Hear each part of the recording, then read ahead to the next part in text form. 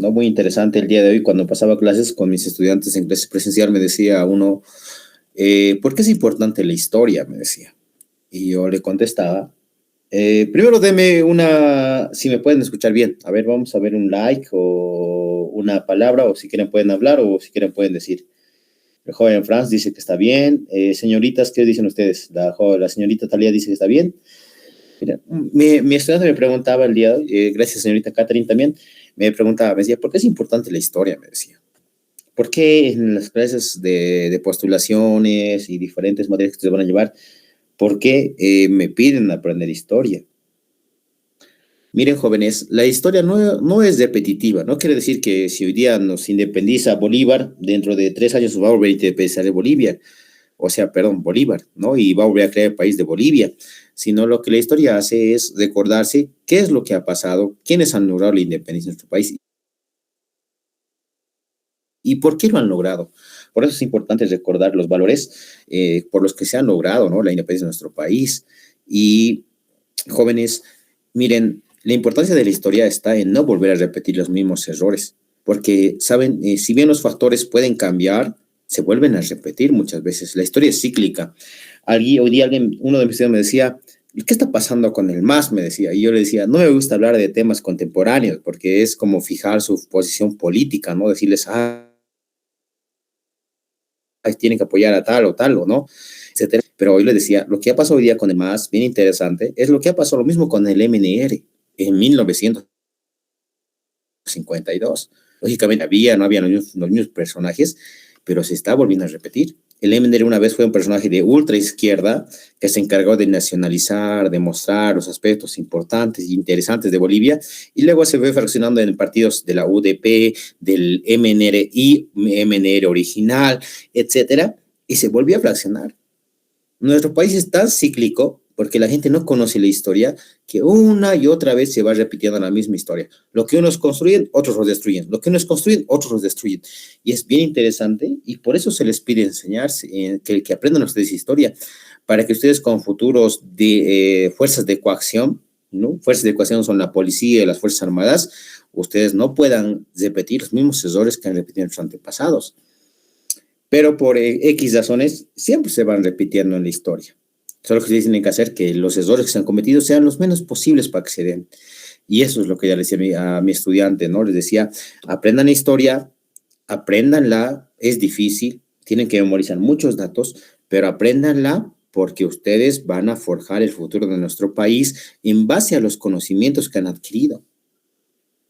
Por eso no se queden con ninguna duda. Díganme, ¿esto es esto? Sí, yo les voy a decir sí o no, y no les voy a decir siquiera lo correcto. Es lo más interesante de la historia, ¿no? O sea, ustedes me dicen, Bolívar fue un traidor, y yo, ¿qué tendría que decirles como futuro, como historiador? Tendría que decirles, Bolívar hizo tantas cosas, y cada uno tendría que sacar su propia conclusión si decir o no fue, que si no fue un traidor o no, o sí fue un traidor. Entonces, eso es lo interesante de la historia. La historia no es sesgada. Si ustedes hoy día me dicen, cuando estamos aprendiendo, no, ¿saben qué? Licenciado, docente, maestro, como ustedes me prefieran decir, ustedes me van a decir, esto fue así, y yo tendría que respetar su opinión, porque yo no estaba en el momento, y ni siquiera en el momento, sino yo no estaba en la mente del momento que se ha firmado tal hecho, y sería difícil contestarles. Así que en historia algo que ustedes nunca van a hacer es equivocarse, porque van a decir el pensamiento que ustedes tienen según a lo que han visto. Entonces, bien interesante es la historia desde ese punto. Ya, en la historia no se van a equivocar fácilmente. Lógicamente hay preguntas que en sus exámenes son bien concretas y que tienen que responder con una verdad, pero esa verdad, ya hemos dicho cuando hemos empezado el clase, no son verdades absolutas, sino son verdades objetivas, ¿ya? Vamos a ir recordando lo que hemos visto, ¿no? Que es la independencia de nuestro país, antecedentes y causas para independencia. La primera que habíamos citado es la independencia de Estados Unidos. Es decir, había que aprenderse que el 4 de julio de 1776 es el día de la independencia de Estados Unidos. El padre de la independencia de Estados Unidos va a ser George Washington. El primer embajador de Estados Unidos es Benjamin Franklin. Y el que ha escrito, en su mayor parte, lógicamente, es de la Constitución de Estados Unidos, va a ser Thomas Jefferson, ¿no? Entonces vamos a tener que el padre de la independencia de Estados Unidos es George Washington, su primer embajador Benjamin Franklin, y su primer ideólogo o el que ha escrito la Constitución de Estados Unidos es Thomas Jefferson, ¿ya? Luego veíamos que otra influencia para la independencia de nuestro país va a ser la Revolución Francesa. La Revolución Francesa tiene como base recordarse que es 1789, como dato memorístico, 789, que es 1789, ¿no? Entonces vamos a tener otro dato. Otra causa de la independencia de nuestro país va a ser las invasiones napoleónicas. Vale decir que Napoleón, cuando quiere conquistar Portugal y excusándose en que no podía llegar por el mar, por la Royal Navy, que era la fuerza de Inglaterra, la fuerza naval de Inglaterra, entonces va a decidir cruzar al territorio de España. Entonces va a pedirle permiso al rey de España, que en ese momento va a ser Carlos IV, le va a decir, ¿puedo pasar por tu territorio? Y Fernando VII le va a decir que sí. Va a decirle Carlos IV, va a decirle que sí. Y en ese momento, cuando están atravesando el territorio, se da un golpe de estado entre Carlos IV y su hijo Fernando VII, y Fernando VII toma el poder. Cuando ve eso, Napoleón Bonaparte se apoya, ¿no?, en el poder y dice, bueno, hasta que no sepamos quién es el rey de España oficialmente, mi hermano José Bonaparte, alias el Pepe Botellas, se hará cargo del poder. Y Pepe Botellas es apodado así porque hacía muchas leyes en favor del alcohol y del tabaco. Entonces va a hacer muchas leyes en favor. ¿Y en qué nos influencia, no? Eso siempre se pregunta, ¿por qué es esto una causa? O sea, yo veo España y Francia. ¿En qué nos influencia? ¿Saben? El hermano de José Bonaparte, con ese cargo de poder, a mucha gente le va a dar y a otra gente no. Entonces en América surge un pensamiento de decir, ¿a quién le hacemos caso? A Carlos IV, y mucha gente va a decir, sí, él es pues el verdadero gobernante, él no ha muerto, él tiene que hacerse cargo. Y otra gente va a decir, no, que su hijo, el que ve el territorio con una visión moderna, Fernando VII, tiene que hacerse cargo. Y otra gente muy feliz con las leyes y ordenanzas del alcohol y del tabaco de José Bonaparte, el Pepe Botellas va a decir, no, que Pepe Botellas se haga cargo. Otro grupo minoritario va a decir, no, que la princesa o la reina Carlota se haga cargo del territorio. E inclusive en nuestro país va a existir la figura, y les digo nuestro país porque por parte de los yungas va a existir una carta que diga que señor Goyoneche, no, el señor Goyoneche, se haga cargo y se vuelva el rey de América por los servicios que había brindado. Pero en esos grupos también va a surgir una figura que se llama el silogismo charqueño y paceño. ¿En qué consistía? En que en un principio los patriotas se van a rebelar en contra de las autoridades en España, pero van a jurar lealtad al rey de España, pensando de que el rey de España les va a perdonar y que va a decidir que las autoridades que están en España tienen que ser sometidas a un juicio y que luego iban a cambiar autoridades. Una vez que se dan cuenta de que el rey de España no les va a hacer caso en eso, se rebelan recién contra el rey de España y nacen las revoluciones en nuestro territorio. Bien importante es entender que en un principio se quiere que el rey reconozca los derechos y luego cuando el rey no lo hace, recién va a haber una rebelión en contra de él. Les decía ayer, y ustedes se deben recordar, de que en América existen tres influencias importantes en Napoleón. En 1804 Napoleón se corona como emperador, y ahí está Bolívar. Luego de ver la coronación de emperador de Napoleón en 1804, Bolívar va al Monte Aventino y hace el juramento del Monte Aventino, en el cual jura que es por sus padres, es por el Dios y es por su territorio que va a independizar, que va a lograr romper las cadenas que nos unen al yugo español. La segunda influencia de Napoleón van a ser las guerras napoleónicas, la que les acabo de comentar. Y la tercera y última influencia que les decía el día de ayer es de que Napoleón, ¿no?, cuando es exiliado a la isla Santa Elena, San Martín tenía la idea de nombrarlo como nuevo rey del Perú. Y dice, ¿no? Y dice San Martín, ¿a quién vamos a hacerle caso? ¿A quién vamos a dejar en el poder? Y algunos, inclusive San Martín mismo dice, que vuelvan los incas al poder. Pero el racismo y de ese tiempo y demás van a decir, no, ¿cómo esos borrachos, cómo esas personas que han tomado, que se la pasan así, van a ser nuestros reyes? Y de ahí viene la idea de que Napoleón Bonaparte se convierta en el rey de América. Va a acabar muriendo Napoleón y se va a diluir la idea, pero hubo la idea de que se venga a vivir a América. ¿Por qué se diluye la idea? Hay una carta antecesora a eso. cuando Napoleón Bonaparte es exiliado, le va a escribir una carta a Simón Bolívar. Le va a decir, Simón Bolívar, ¿sabe qué? Miren, palabras menos, palabras más, porque no sé exacto lo que les voy a comentar. Le va a decir, quiero venirme a vivir a América. Y Napoleón Bonaparte le va a decir, tu grandeza y mi grandeza no caben en América. O sea, en otras palabras, le va a decir, no. Y lo va a dejar fuera de la idea de venirse a vivir a América. Entonces, vamos a tener esas condiciones de que Napoleón Bonaparte fue muy influyente en nuestra independencia, ¿ya? Luego les decía ayer que la mita minera y el trabajo forzado de los indígenas dentro de la mita, donde el 50% de los indígenas acababan muriendo dentro de la mina. También les aclaraba de que si bien las mujeres no trabajaban dentro de la mina, eran adquiridas como palliris, mujeres que cocinaban, daban alimento a los indígenas y encima de eso se encargaban de escoger la mena, o sea, la parte buena del mineral, de la parte mala, o sea, tanto mujeres como los varones indígenas, pero más los varones efectivamente trabajaban dentro de la mina y por las condiciones infrahumanas, o sea, parece que del 100% de indígenas que entraban, el 50 acababan muriendo. Van a traer a los negros a trabajar. Ayer ustedes me respondían, ¿no? Me decían, los indígenas trabajan mejor y tenían toda la razón, porque los indígenas estaban acostumbrados a las alturas altas, vale decir, más de 3.800 metros sobre el nivel del mar, mientras que los negros no estaban acostumbrados a eso y aparte no tenían el arma secreta de los indígenas, que era la coca. Entonces van a acabar pereciendo el 80% de los negros. Vale decir que de los indígenas, de cada 100 indígenas que entraban, 50 acababan muriendo y de cada 100 indígenas, 80 negros acababan muriendo. Entonces va a ser una operación muy interesante dentro de lo que es la mita minera. Dentro de la mita existía el trabajo también en la mita de obrajes, que eran talleres de tejedores y donde se realizaban camas y vestimenta. O sea, si alguien les pregunta qué es una mita de obrajes, era donde se realizaban textiles, ustedes deben responder, solo textiles. Y la zona famosa de obrajes de la ciudad de La Paz se llama así porque en ese lugar fue el primer lugar donde se instauraron los textiles en nuestro departamento, por eso se llama zona de obrajes. Decíamos que en la escala social tiene una gran influencia porque en el primer peldaño estaban los españoles. Ayer decíamos, ¿quiénes son los españoles? ¿Hijos de quiénes son los españoles? Decíamos, ¿no? Los españoles son hijos de españoles nacidos en España. ¿Quiénes son los criollos? Ayer nos preguntábamos. A ver, les voy a dar un minuto para que me respondan. ¿Quiénes son los criollos?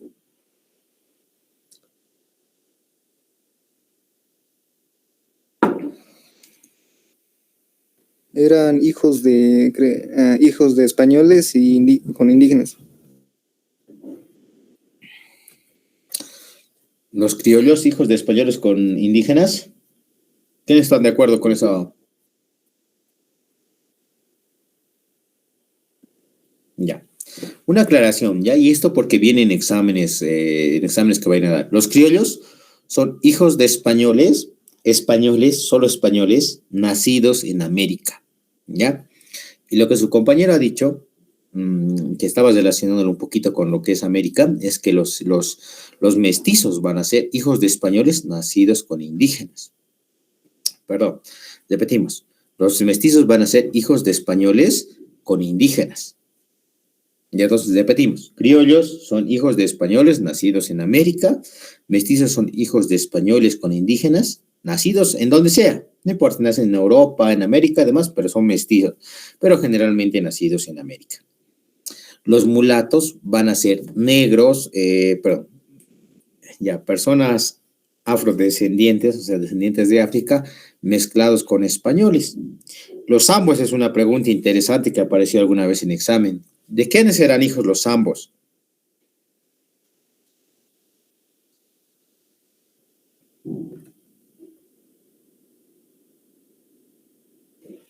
Mientras me sirvo mi refresquito, ustedes me digan, ¿de quiénes son hijos los zambos?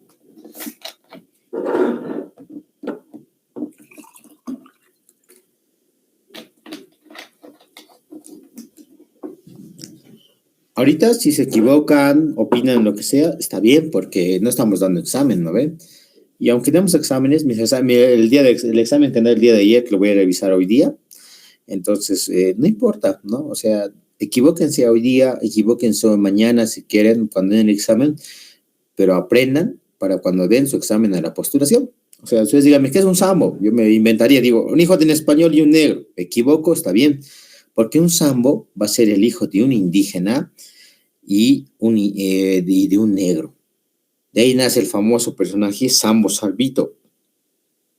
Entonces va a ser un sambo, un hijo de un negro y de un indígena, que paradójicamente, a pesar de ser una mezcla, va a ser superior a un indio, porque un indio simplemente es un indígena, ¿ya? Entonces vamos a tener esa particularidad. Y los únicos que no gozaban y miren, yo les digo, hay tantos seminarios, hoy día mismo viene la clase de historia, de la UPEA o de la UMSA, vayan a ver los seminarios, si pueden, den una escapadita para aprender un poquito de historia. Miren, había hace algún tiempo una exposición que decía, ¿quiénes son los negros? Decía, y había una persona de descendencia afroamericana que decía, los negros fueron los únicos que sufrieron la esclavitud. Y se basaba en una resolución que fueron las leyes de Indias, porque en las leyes de Indias durante la colonia jóvenes, los indígenas eran considerados como ciudadanos. O sea, una ley dice, no, los españoles los trataron a los indígenas como si fueran descendientes del rey, porque eso dice la ley de Indias. O sea, que los indígenas son tratados como hijos de los reyes. O sea, como si fueran cualquier español más. Eso dice en términos de leyes. Es como cuando nos dicen, no, todos somos iguales ante la ley. Pero llega el momento cuando tenemos que aplicar la ley, no habíamos sido todos iguales y hay preferencias para algunas personas. Con mucho respeto a los poderes institucionales del país, pero muchas veces ocurre eso. Entonces, lo mismo ocurrió. Y en el seminario que yo había visto, lo había dado un afroamericano, un afrodescendiente, que decía eso. Y era un poquito triste porque si bien existía la ley, como él lo ha dicho, nunca se cumplió. Los indígenas eran tratados en muchos casos peor que los esclavos. Cuando cometían algún delito se les mutilaba las manos, se les mutilaba los ojos, se les mutilaba los pies, etcétera. Y por lo menos que los negros los tenían trabajando constantemente, al acabar su servicio jornal, volvían a sus casas y seguían viviendo. Lógicamente no les digo quién sea mejor, si los indígenas o los negros, pero en el caso de las leyes de Indias, a pesar de que decían que los indígenas eran descendientes o hijos de la corona española, no se los trataba así, ¿no? Y eso hay que tenerlo bien en cuenta porque se dan de cuenta, el único grupo de esclavos van a ser los negros, ¿no? Y luego los otros demás son descendientes de la corona. Bien, esas van a ser las causas para que busquemos nuestra independencia. Pero antes de que los criollos mestizos de quienes descendemos nosotros buscamos la independencia, van a existir lo que son las rebeliones indígenas. Y a modo de broma siempre les digo, ¿no? Este es el fruto, mira, este es el fruto, ustedes pueden ver en imágenes, este es el fruto de comer chuño, dicen, ¿no? O sea, de estar bien macizos y demás. Yo he visto en varias propagandas que son de estilo indigenista, donde muestran a Tupac Katari así. Lógicamente, jóvenes, Tupac Katari era uno de los personajes más fuertes que existió en esa historia. No se veía así como se ven imágenes, porque sería muy genial. Ustedes mismos juzguenlo por imagen. Pero sí era un hombre muy fuerte, muy luchador y de mucho conocimiento que intentó buscar nuevos días para los indígenas. Entonces, por eso los representan así, pero no tenía nada que ver, ¿no? con la imagen que estamos viendo.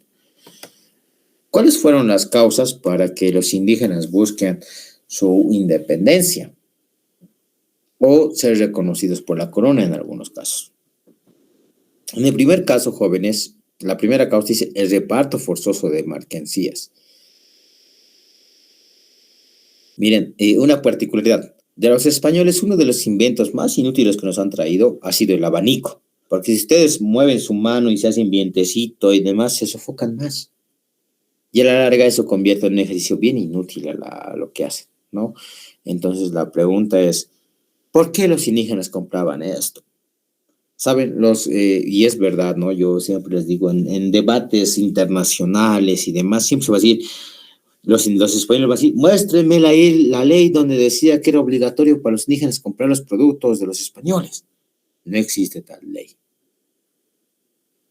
Sin embargo, había una fuerza de coacción que hacía que los indígenas compraran esos productos. No era porque era bonito o por la moda, como actualmente muchos compran, ¿no? Los productos compran, no, es que está a la moda, eso hay que colocarse. No, sino lo que pasa, jóvenes, es que los españoles, muchos malos españoles en ese tiempo en América, cuando alguien no compraba algo, imagínense que fulanito Pérez me ha comprado un abanico. Los indígenas recibían toditos y fulanito Pérez decía, no, no tengo plata, ni siquiera es porque no le gustaba a fulanito Pérez, por ahí sí le gustaba cualquier adorno que habían comprado los españoles. Lo que pasa es que fulanito Pérez decía, no tengo plata, no tengo un denario y ¿saben qué? No voy a pedirlo. Entonces fulanito Pérez se iba y al día siguiente fulanito Pérez aparecía acusado como si él fuera pues una persona que ha mentido en contra del rey, como si una persona que fuera blasfema o como una persona que hubiera robado. Y los españoles lo llevaban a la plaza principal, lo latigueaban, 200 látigos en algunos casos, le cortaban una oreja, le cortaban la nariz, le arrancaban las manos, le sacaban los ojos, le cortaban los pies, o había un castigo que era bien contundente con el tiempo para que este indígena volviera a cometer el crimen.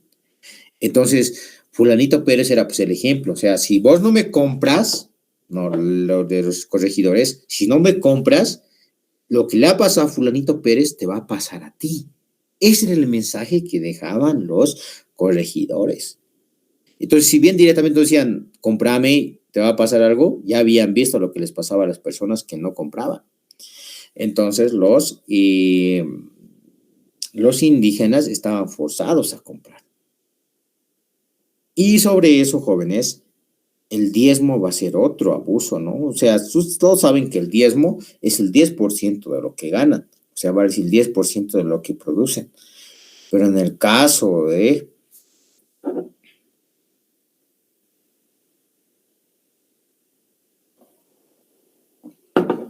en el caso de la iglesia, todos los indígenas iban a misa y todos los indígenas estaban obligados a pagar un denario. No era el 10%, era a veces el 100% de lo que ganaban a veces en una semana y tenían que dar a la iglesia. Y alguno que otro no podía juntar ese denario. Entonces, ¿qué hacían la iglesia católica? Mucho respeto siempre ya, porque han cambiado los tiempos. Alguna vez ya me han dicho, no, la iglesia católica no es lo mismo de la colonia.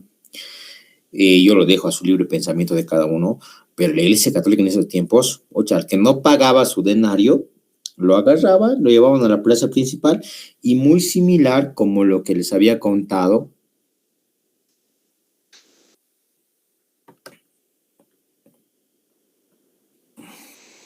les hacían, o sea, los castigaban, etcétera, etcétera. Entonces vamos a tener esa observación.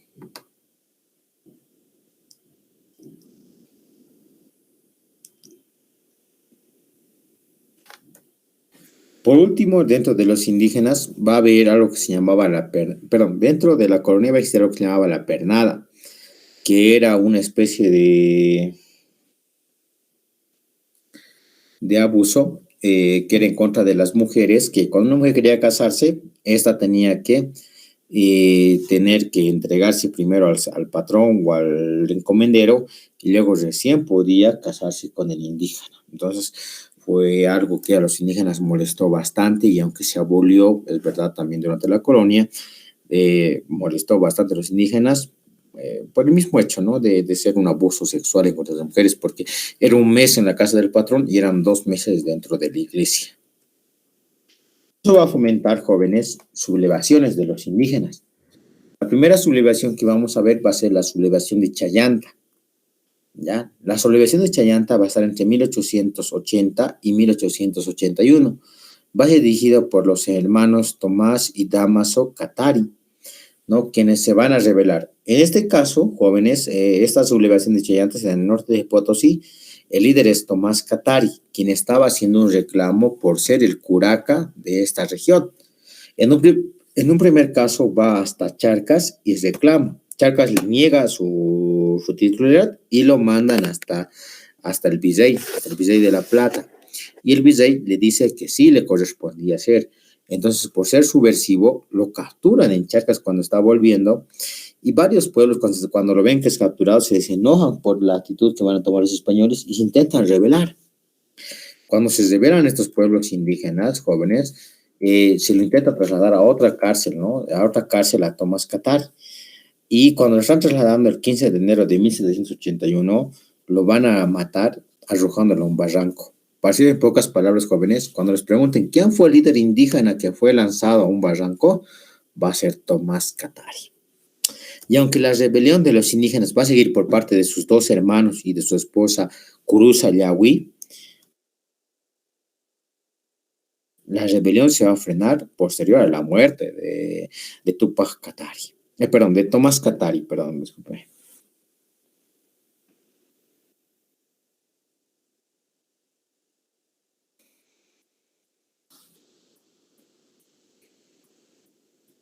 La rebelión jóvenes, la rebelión de Chayanta, si como apuntes están tomando, ¿no? La rebelión de Chayanta fue dirigida por los hermanos Katari, personaje principal Tomás Katari, quien va dirigida desde 1780 hasta 1781, fecha en la que es asesinado, ¿no? 15 de enero de 1781.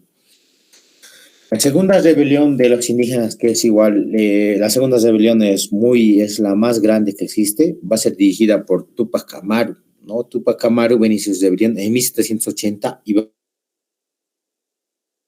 a finalizar en 1781. La de Tupac Amaru es muy interesante porque, a ver, empezamos analizando, ¿por qué se llama Tupac Amaru?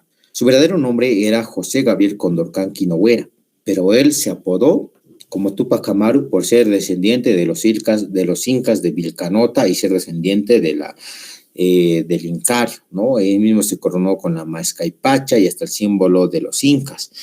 Cuando él hacía sus viajes, porque él era un comerciante y un personaje muy importante durante la colonia, este realizó diferentes expediciones, o sea, diferentes viajes comercializando la coca, y vio la realidad de lo que pasaba en la mina, especialmente de Potosí.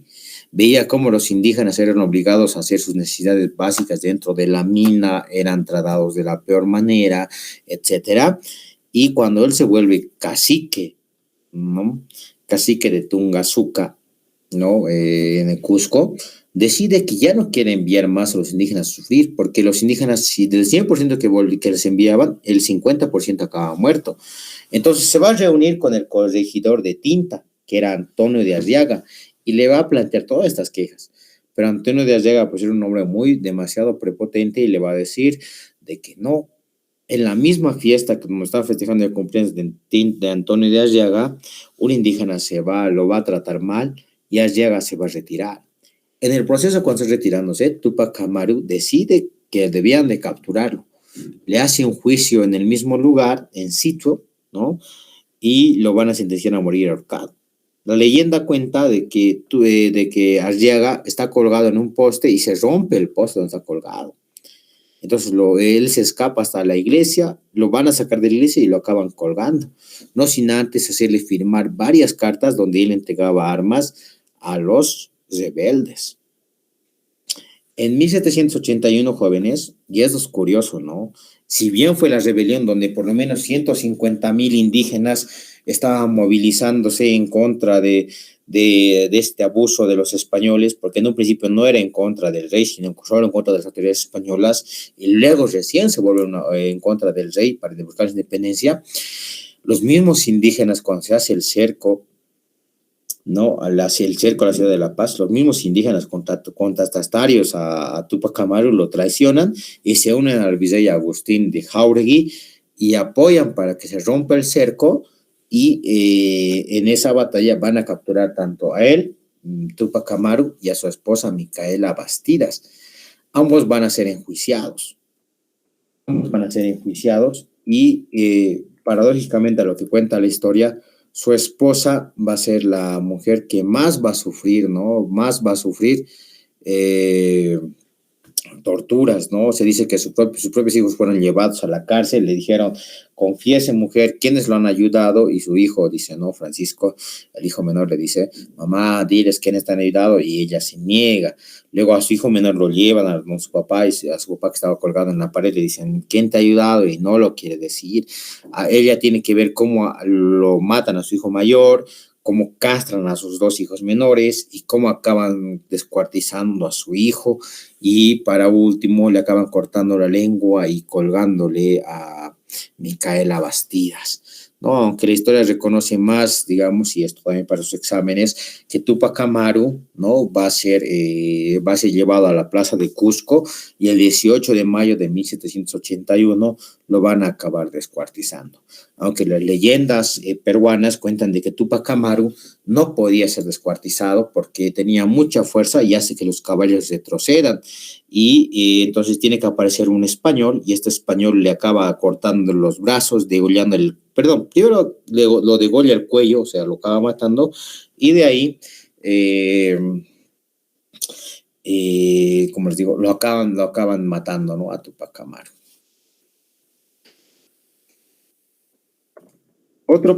La siguiente rebelión es la rebelión de La Paz, ¿no? A ver, hasta acá, ¿alguna pregunta, alguna duda o algo que quieran aportar, por favor?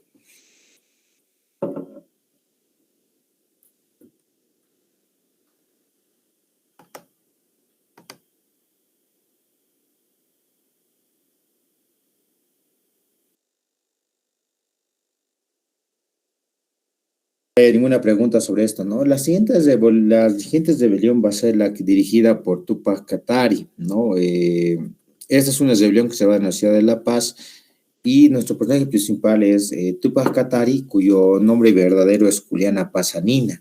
Su nombre de Tupac Katari generalmente se establece de que viene Tupac por Tupac Amaru y Katari por los hermanos Tomás y Damaso Katari, ¿no? Quienes consiguen la rebelión en Chayanta. Tupac Katari va a nacer en la provincia de Sica en Ayuayo, en 1750. Es un año aproximado, no se sabe cuándo ha nacido, y va a acabar muriendo el 15 de noviembre de 1781, aunque hay discusión igual sobre la fecha de su muerte. Él junto a su esposa Bartolina Sisa y su hermana Gregorio Paza van a llevar a cargo el cerco más grande que se va a hacer a la ciudad de La Paz. En realidad son dos cercos que va a hacer de La Paz.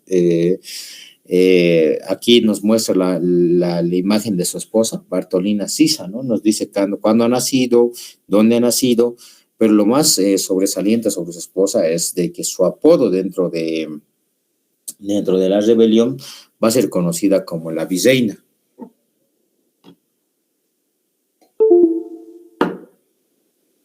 Como la Virreina, ¿no? Esta mujer se va a encargar, y esto es bien curioso, ¿no? Dentro de la cultura aymara, hablábamos de que la dualidad, ¿quién es más importante?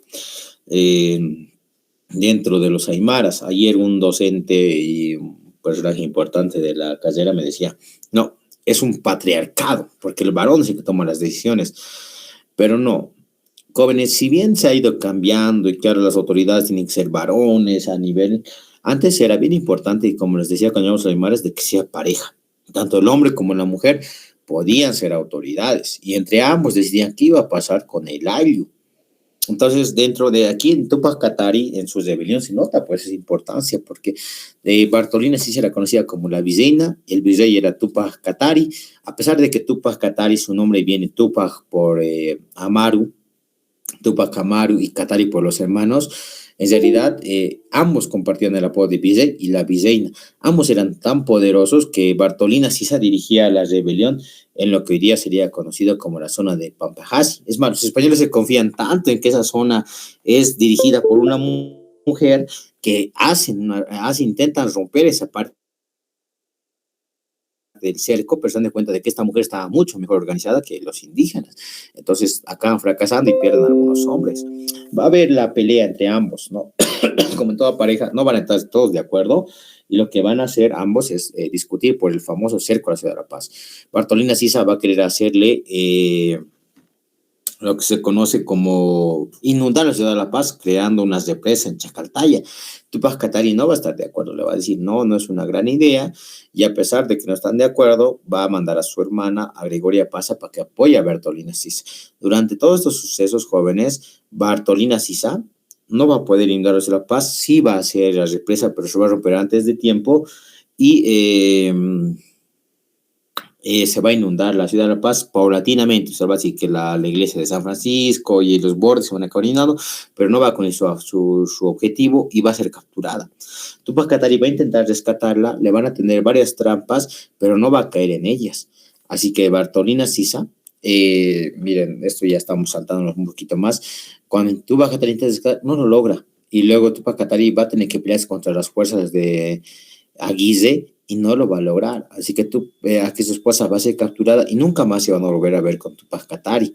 Es así que su esposa, el 5 de septiembre de 1788, cuando a ella le van a hacer una trenza, como están viendo en imágenes, a ver, la parte inferior, ¿no? Le van a hacer una trenza, le van a cortar los senos, luego de haberla vejado, humillado y demás, la van a exponer por la ciudad y va a acabar muriendo, ¿no? O sea, la muerte de Bartolina Sisa, si en historia no es bien contada, es de que ella va a ser desnudada, le van a cortar los senos, una trenza y la van a arrastrar por la ciudad de La Paz. Va a sufrir un tormento único antes de ser colgada y ejecutada el 5 de septiembre de 1782.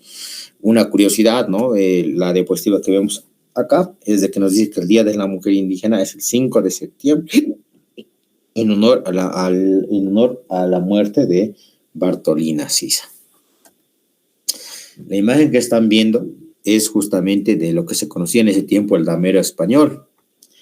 Si ustedes me siguen con el puntero, especialmente los que son de La Paz, este río se llama el río Chuquillapo, lo que estoy moviendo aquí con mi dedito, ¿no? Ustedes pueden ver. Y esta iglesia que estoy haciendo en un círculo, ¿qué iglesia será? Les voy a dar un minuto a ver para que piensen. Ya está, esta iglesia de aquí también, o esta plaza de acá.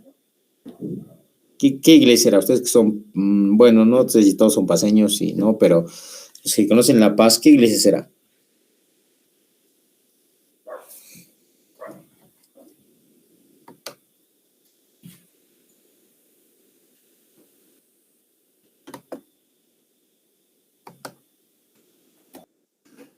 Para empezar, sería Choquillapo.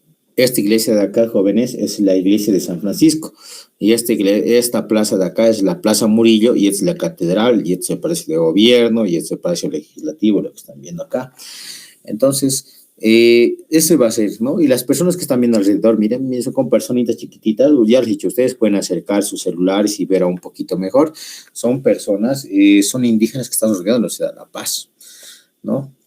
Miren, antes de hablar un poquito del cerco, quiero hablar un poquito de la tradición de las alacitas. Todos participan en la tradición de las alacitas y es una actividad y es una costumbre andina muy interesante.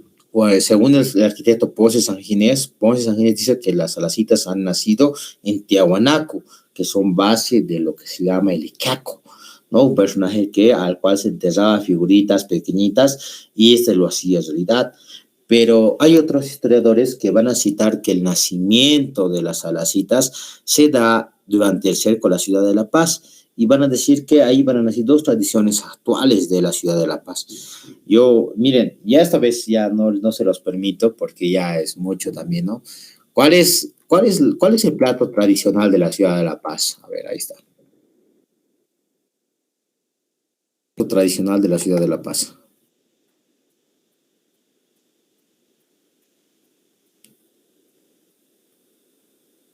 Paseño. ¿Qué tiene el plato paceño, no? Su compañera tiene razón, ¿no? El plato paceño está compuesto por choclo, queso, haba y papa. Y ese plato se va a crear durante el cerco que Tupac Katari le va a hacer a la ciudad de La Paz, ¿no? Entonces, no se olviden que el plato paceño nace durante el cerco que hace Tupac Katari. Ahí también van a ser, según muchos cronistas, es muy discutible por si acaso, ni yo mismo sé cuál será la verdad, ni si la de Ponce San Ginés, que dice del Caco, del Tiahuanaco, nace las alacitas, y otros van a decir de esta figurita que están viendo acá, este personaje, jóvenes que están viendo en imágenes, se hace referencia al señor Sebastián Segurola. ¿Quién era este señor? Este era el gobernador de La Paz durante el cerco. Pide, dice a los ciudadanos paseños, por favor, ayúdenme a escaparme.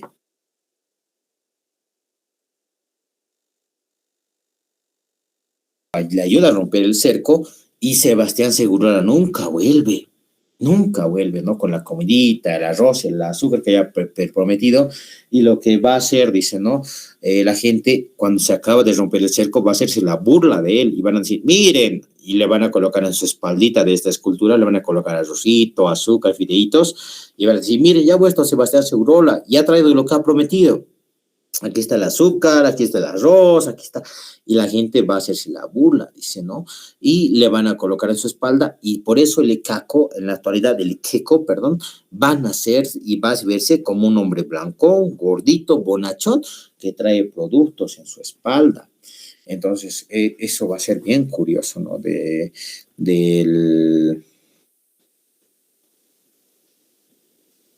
Icaco.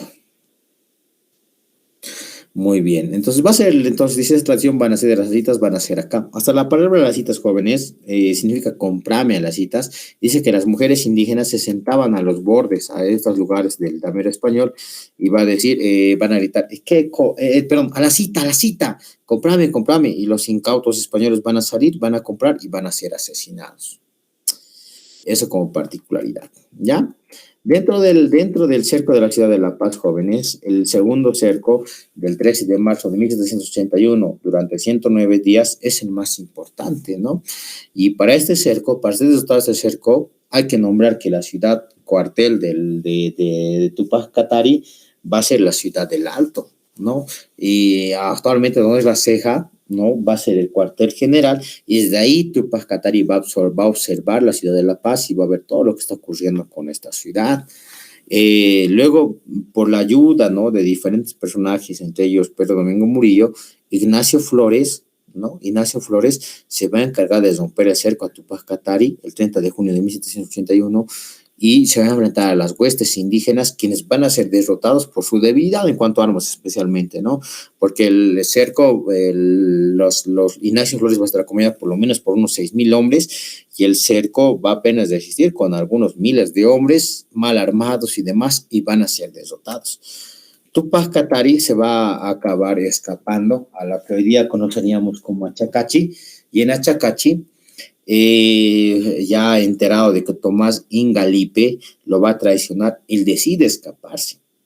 Se va a escapar y se va a esconder en lo que se conoce como los pajonales, y ahí lo van a capturar, ¿no? Van a ver que después lo están buscando, una mujer viejita indígena lo va a esconder, la van a torturar a ella, golpear y demás, lo van a torturar, y ahí va a salir Tupac Amaru, Juliana Paz, le va a decir, yo soy Tupac Katari, a mí me están buscando, y lo van a capturar. Lo van a llevar a la región de Peñas, y el 15 de noviembre de 1781 lo van a ejecutar, ¿no? Descuartizándolo con 4 caballos. Antes de morir, Tupac Katari va a decir la famosa frase, ¿no? Que hasta el día de hoy sigue resonando, por ideologías un poco políticas, es verdad, pero que es una frase que él va a decir, ¿no? Que dice, en Aymara dice, Nayak, Saprik, Hiyap, Hisak, Nazar, Rusti, Waranka, Naka, Tucunac, Tucan, bueno, en español nomás, ¿no? A mí solo me matarán, pero mañana volveré y seré millones. Y diciendo esta frase, Tupac Katari va a ser asesinado.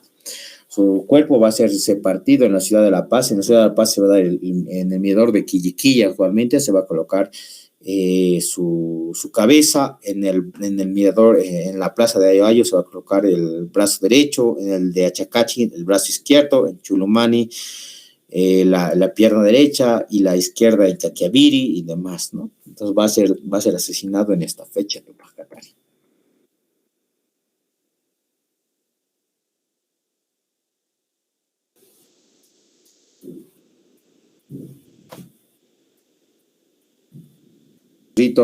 Perdón, otra de las rebeliones que va a existir va a ser la rebelión la inundación de Sorata. La inundación de Sorata va a ser dirigida por la hermana de Tupac Katari, que va a ser Gregoria Paza, y su esposo, que va a ser Andrés Tupac Amaru, quienes aprovechando el Nevado Illampu van a construir una represa, y luego la van a romper y van a inundar toda la ciudad de Sorata. Una vez inundada la ciudad de Sorata, van a bajar y van a matar a todos los españoles que se habían quedando custodiando esta ciudad. Esto va a ocurrir el 5 de agosto de 1781.